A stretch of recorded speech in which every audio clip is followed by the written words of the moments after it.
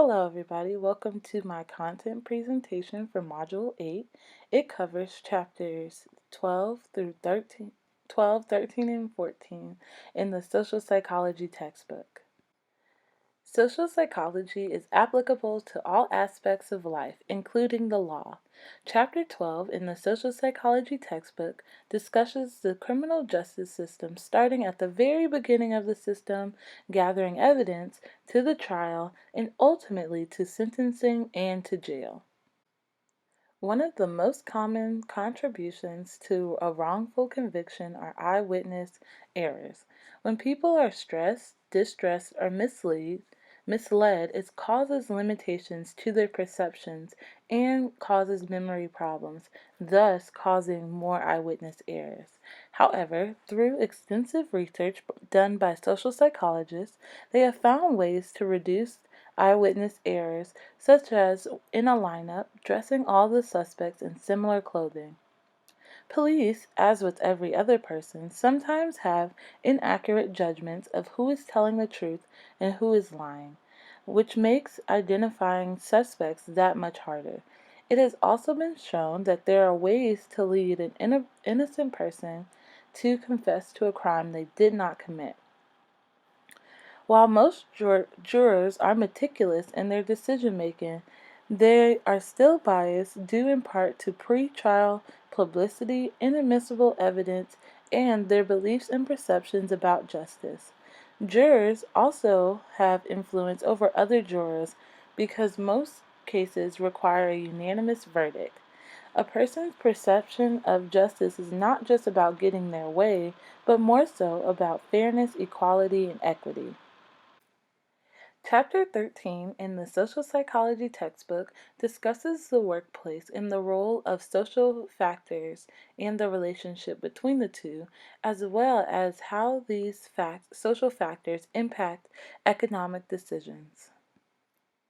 The Hawthorne effect is the notion that if a worker is given special attention individually and know that they are being watched by their boss or employer, they perform more productively in their job.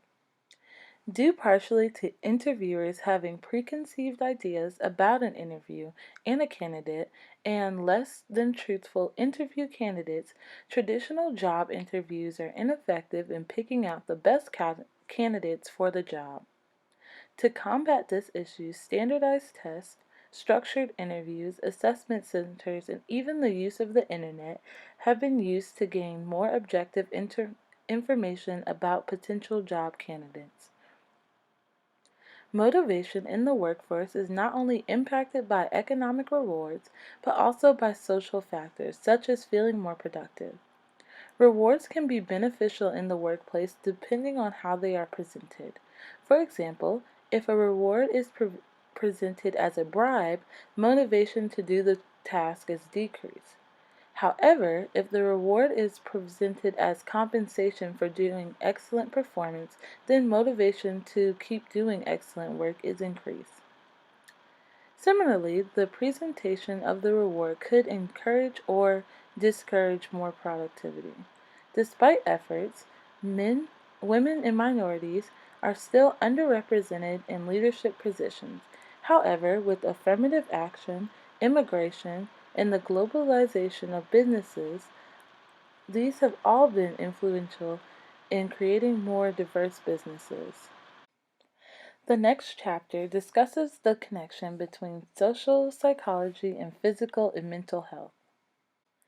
Stress is defined as a form of uncomfortable arousal in which people feel the demands of an event are taxing or exceeding their ability to satisfy or alter those demands. Stress can literally be anything: sitting in traffic for too long, getting married or divorced, arguing with a friend, arguing about your health or someone else's health that's close to you, struggling to meet financial obligations, and much, much more. Stress also affects a person's physical health. The sympathetic nervous system is activated, adrenaline is released, which causes an increase in a person's heart rate. The liver puts extra sugar in the bloodstream for energy, pupils dilate, breathing quickens, digestion and saliva flow is decreased, and blood is diverted to the brain and muscles. Also, stress is non discriminatory. It affects everyone in varying magnitudes. The method in which a person copes or deals with their stress is largely influenced by their culture. People who live in a more individualistic culture are more inclined to depend on their friends for social support, while people who live in collectivist cultures tend to lean on their family, religion, and private emotional outlets. Most people agree that the key components of happiness include being in social relationships, having stable employment, and health. However, there is individual and nationwide differences. Most people report being somewhat happy, yet happy is very flexible. Thus, researchers have more recently focused on how to increase levels of happiness and have discovered that when people spend money on experiences rather than materialistic things and on other people, they experience higher levels of happiness. This is my reference that I used. I only used the one social psychology textbook. Our textbook talks about how too much stress is bad for our physical health. How do you physically react to the stressors of living a fast paced life? What are some of the best coping strategies you've developed for managing your stress?